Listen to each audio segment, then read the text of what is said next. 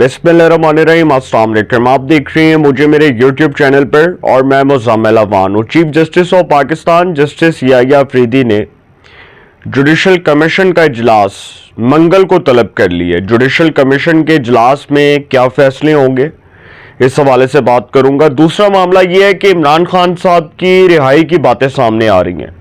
कहा जा रहा है कि जी जेल में कोई डील हो चुकी है और इमरान खान जेल से बाहर आ रहे हैं। इस खबर में किस हद तक हकीकत है, सदाकत है, इसके ऊपर भी बात करूंगा। और पेशावर हाई कोर्ट ने 26वीं आईनी तरमीम से मुतल्लिक वफाकी हुकूमत को नोटिस जारी कर दिया। और नोटिस किस बुनियाद पर जारी किया गया कि अगर पेशावर हाई कोर्ट 26वीं आईनी तरमीम को कलअदम करार देती है तो 26वीं आईनी तरमीम के तहत होने वाली तैनाती, चीफ जस्टिस ऑफ पाकिस्तान की होने वाली तैनाती, इट मीन्स कि वो भी कलअदम हो जाएगी। यही बात हुई ना।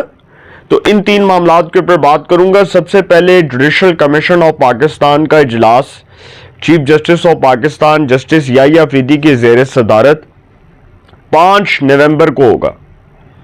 5 नवंबर मंगल के रोज ये इजलास होगा। इसमें चीफ जस्टिस ऑफ पाकिस्तान होंगे, सुप्रीम कोर्ट के जो दो मोस्ट सीनियर जजेस हैं, जस्टिस मंसूर अली शाह, जस्टिस मुनीब अख्तर, फिर आईनी बेंच के जो सरबराह हैं, फिर सुप्रीम कोर्ट के कोर्ट जज जस्टिस अमीनुद्दीन खान भी होंगे, आईनी बेंच के सरबराह, वजीर कानून, अटॉर्नी जनरल, कौमी असम्बली से, सेनेट से, फिर जो जो नुमाइंदगी है वो अरकान इसमें शामिल होंगे। अब इसमें दो मामलात ज़ेर बहस आएंगे। एक जजिस की अपॉइंटमेंट, जजिस की तैनाती, कि सुप्रीम कोर्ट में जो मज़ीद 6 जजिस का इजाफा होना है, उस हवाले से बात होगी कि सुप्रीम कोर्ट ऑफ पाकिस्तान में सुनने में आ रहा है कि 6 जजिस जो हैं उनको सुप्रीम कोर्ट ऑफ पाकिस्तान में लाया जा रहा है। इस तरह ये तादाद जो है वो 25 हो जाएगी। वैसे सुप्रीम कोर्ट में तादाद 17 है। 2 एडहॉक जजिस को अगर शामिल कर लिया जाए तो जो तादाद है वो बनती है 19। इसी तरह 6 जजिस के आने के बाद ये तादाद 25 हो जाएगी। तो 25 जजिस सुप्रीम कोर्ट ऑफ पाकिस्तान में होंगे। अब 6 जजिस का जो नाम है वो फाइनल किसने करना है, वो जुडिशल कमीशन ने करना है। एक तो ये बात हो गई। दूसरी, आईनी बेंच का सरबराह कौन होगा, इस हवाले से भी बात होगी, क्योंकि chief justice of Pakistan justice Yahya Afridi या दीगर जो हमारी हाई कोर्ट्स हैं उसके चीफ जस्टिस साहिबान ये समझते हैं कि अब आईनी मुकदमात आईनी बेंच के सामने जाएंगे। अब आईनी बेंच के वाले से हुकूमत ने तो फैसला कर रखा है कि उसने जस्टिस मंसूर अली शाह और जस्टिस मुनीब अख्तर 2 जजिस को किसी सूरत आईनी बेंच का सरबराह नहीं बनाना। हाँ, ये हो सकता है कि गालिब इम्कान है कि आईनी बेंच के अंदर वो बैठ जाएं वो जजेस और उसमें बैठकर वो केस की समाअत कर लें, ये हो सकता है। लेकिन अब हुकूमत ने चूंकि प्लानिंग कुछ ऐसी की हुई है कि जो बज़ाहिर मुझे लगा 26वीं आईनी तरमीम देखकर कि चीफ जस्टिस के खुद के इख्तियारात पार्लियामेंट के हाथ में है और चीफ जस्टिस वही केसेस सुनेंगे, टैक्स के केसेस, चोरी के, कत्लो गारत के, उसके बाद ये जो होते हैं आज खुद नोटिस ले लिए, क्योंकि सारे केसेस आईनी बेंच के सामने जाएंगे। आईनी मुकदमात आईनी बेंच के सामने जाएंगे। तो आईनी बेंच क्या फैसला करेगा?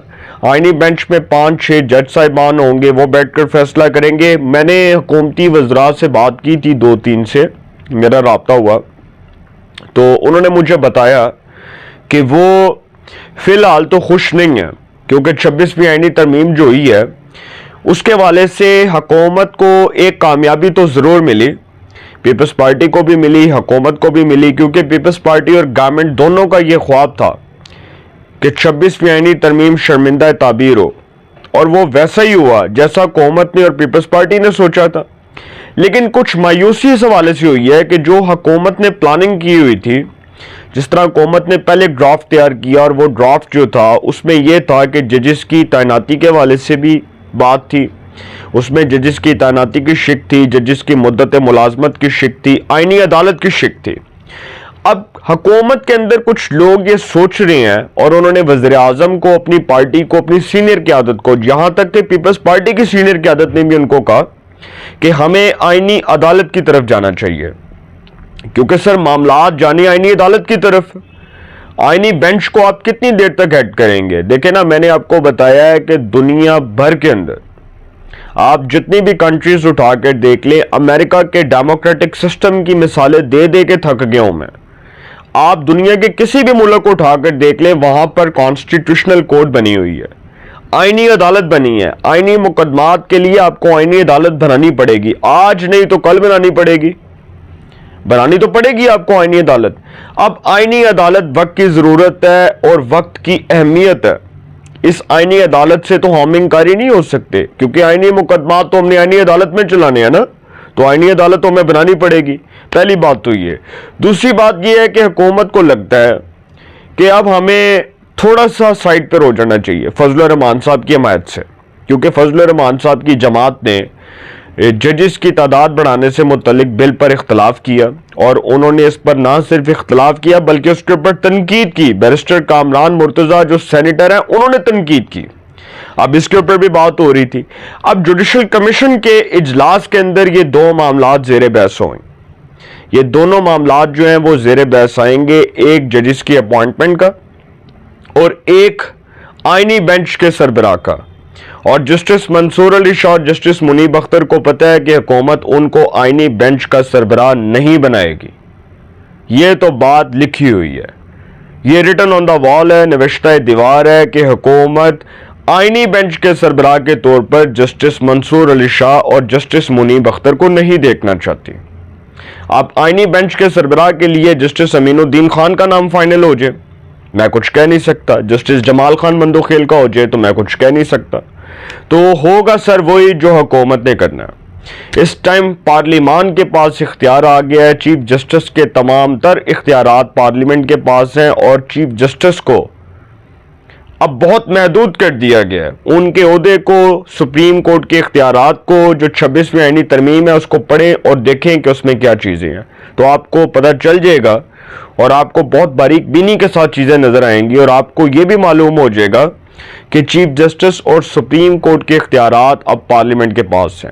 دوسرا معاملہ یہ ہے کہ عمران خان صاحب کی ڈیل کی باتیں سنائی دے رہی ہیں۔ دیکھیں عمران خان صاحب کی ڈیل کی باتیں کیسے وقت میں سنائی دے رہی ہیں جب بشرا بی بی کی رہائی ہوئی توشہ خانہ 2 کیس کے اندر، اور جیسے ہی ان کو ضمانت ملی تو اس کے بعد یہ خبریں ہوا میں اڑنا شروع ہو گئیں، اور یہ مارکیٹ میں یہ چیزیں سرکولیٹ کر رہی ہیں کہ عمران خان صاحب کو رہائی ملنے جا رہی ہے، عمران خان صاحب جیل سے باہر آ رہے ہیں۔ ایسا کچھ بھی نہیں ہونے لگا۔ میری پاکستان کے ایک بڑے سینئر صحافی سے بات ہو رہی تھی، تو وہ مجھے یہ بتا رہے تھے کہ عمران خان صاحب کو مان لیا کہ جی تمام کیسز میں ضمانت مل جاتی ہے، ان کے خلاف تمام تر کیسز کو ختم کر دیا جاتا ہے، اور یہ بہانہ بنا دیا جائے کہ جی پروسیکیوشن بہت کمزور ہے، لہٰذا جی ملزم جو ہے اس کو رہا کر رہے ہیں، ملزم کو ضمانت دے رہے ہیں۔ لیکن انہوں نے ایک بات بڑی پتے کی، انہوں نے کہا کہ عمران خان صاحب سارے کیسز میں بری ہو جاتے ہیں، سارے کیسز میں ان کو ضمانت مل جاتی ہے، لیکن پیچھے کیس رہتا ہے، وہ ہے 9 مئی کا کیس، جس کا فوجی ٹرائل ہونا ہے، جس کا فوجی جو ہے وہ ٹرائل بھی ہونا ہے، ملٹری کورٹ میں اس کا ٹرائل ہونا ہے، اور فوجی عدالتوں میں جب وہ مقدمہ چلے گا تو آپ کو اللہ کا پتہ جائے گا۔ اب عمران خان صاحب کا معاملہ تھوڑا ڈیفرنٹ ہے، لیکن یہ فوجی عدالتوں کا کانسیپٹ جو ہے، کچھ لوگ یہ کہتے ہیں کہ جی آئین کے اندر فوجی عدالتوں کا کانسیپٹ نہیں ہے، کچھ لاء کے لیگل ایکسپرٹس اس بات سے اختلاف کرتے ہیں کہ ہمیں فوجی عدالتوں کی طرف نہیں جانا چاہیے، ہمیں فوجی عدالتیں نہیں بنانی چاہیے۔ اچھا، فوجی عدالتوں کے حوالے سے جو لوگ تنقید کر رہے ہیں، کیا ان کا ضمیر یہ گوارا کرتا ہے کہ وہ فوجی عدالتوں کے حوالے سے جو وہ بات کر رہے ہیں اور وہ کہتے ہیں کہ جی فوجی عدالتیں نہیں بننی چاہیے، تو کیا پاکستان کا جو عام شہری جس نے 9 مئی کے اندر جلاؤ گراؤ کیا، توڑ پھوڑ کی، املاک کو نقصان پہنچایا، اس کا کیس ہم ایک عام عدالت میں چلائیں اور وہ شخص ملزم ہو اور اس کو عدالت ریلیف دے کے کہہ دے کہ جی اس کو ضمانت پر رہا کیا جا رہا ہے، تو اٹ مینس کہ آپ ریاست کے ریٹ کو کمپرومائز کر رہے ہیں، اٹ مینس کہ آپ ریاست کے ریٹ کو، اس کی اتھارٹی کو چیلنج کر رہے ہیں، جبکہ یہ کام تو فوج کا ہے۔ فوجی عدالتیں پہلے بھی تو بنتی رہی ہیں نا اس ملک میں، کوئی پہلی بار تو نہیں بننی۔ تو اگر فوجی عدالتیں بن جاتی ہیں تو یہ کس نے کہا ہے کہ جی آئین کے اندر لکھا ہے کہ فوجی عدالتیں نہیں بننی چاہیے، اس کا کانسیپٹ بہت غلط ہے؟ کہیں بھی نہیں لکھا آئین کے اندر۔ آئین کے اندر تو یہ لکھا ہے کہ جوڈیشری اپنے اختیارات جو ہے وہ آئین اور قانون کے دائرے میں رہ کر استعمال کرے، فوجی عدالتوں کے حوالے سے بھی لکھا ہوا آئین کے اندر بہت سی چیزیں لکھی ہیں، لیکن جب ہم آئین کی بات کرتے ہیں تو ہم یہ نہیں دیکھتے کہ آئین کو تو ہم نے خود اپنے پاؤں تلے روندا، پاکستان کے کانسٹیٹیوشن کو تو ہم نے خود توڑا، اس کو وائلیٹ کیا کہ 4 مارشل لا لگے ہمارے ملک میں، کیا وہ ہم نے آئین کو نہیں توڑا تھا؟ جو ہمارا آئین بنا تھا، جو ہمارا کانسٹیٹیوشن بنا تھا، وہ کس کے نام پر بنا تھا؟ اسلامی فلاحی ریاست کے نام پر بنا تھا، اسلامک ریپبلک آف پاکستان کے نام پر بنا تھا، آگے لکھا جاتا تھا constitution of the Islamic republic of Pakistan. تو اٹ مینس کہ ہم نے آئین تو خود توڑا، اس کو وائلیٹ کیا۔ تو اچھا، اب یہ جو لوگ کہہ رہے ہیں کہ جی 26ویں آئینی ترمیم کے تحت جو سارا کچھ ہوا یہ سب کچھ کالعدم قرار دے دیا جائے، یہ بھی کچھ لوگ کہہ رہے ہیں، یہی لوگ کہہ رہے ہیں نا؟ تو سر میں آپ کو ایک چیز بتا دوں کہ ایسا کچھ بھی نہیں ہونے لگا، کچھ بھی نہیں ہونے لگا۔ عمران خان صاحب کے خلاف 9 مئی کا کیس بہت سالڈ کیس ہے، اس میں ان کو ضمانت ملتی دکھائی نہیں دے رہی، کیونکہ وہ کیس چلنا ہے فوجی عدالت میں۔ اور آپ دیکھیں گے کہ جب 27ویں آئینی ترمیم میں فوجی عدالتیں بننی ہیں تو اس میں ایک جو بڑا امپورٹنٹ کیس ہے وہ ہے جنرل ریٹائرڈ فیض حمید، سابق D G I S I, سابق D G I S I کا کیس ہے، اور سابق ڈی جی سی بھی رہے ہیں، وہ سابق کور کمانڈر رہے ہیں، ان کا کیس جانا ہے فوجی عدالت میں، اس کا مکمل طور پر جو ہے وہاں پر ٹرائل ہونا ہے، فیض حمید صاحب کا فیصلہ فوجی عدالت سے ہونا ہے، اور ملٹری کورٹس بنانے کی وجہ یہ ہے کہ جو سویلینز ہیں ان کا ٹرائل کیا جائے فوجی عدالتوں میں، تو فوجی عدالتیں چھٹکی کے اندر فیصلے کر دیں گی، بات ختم۔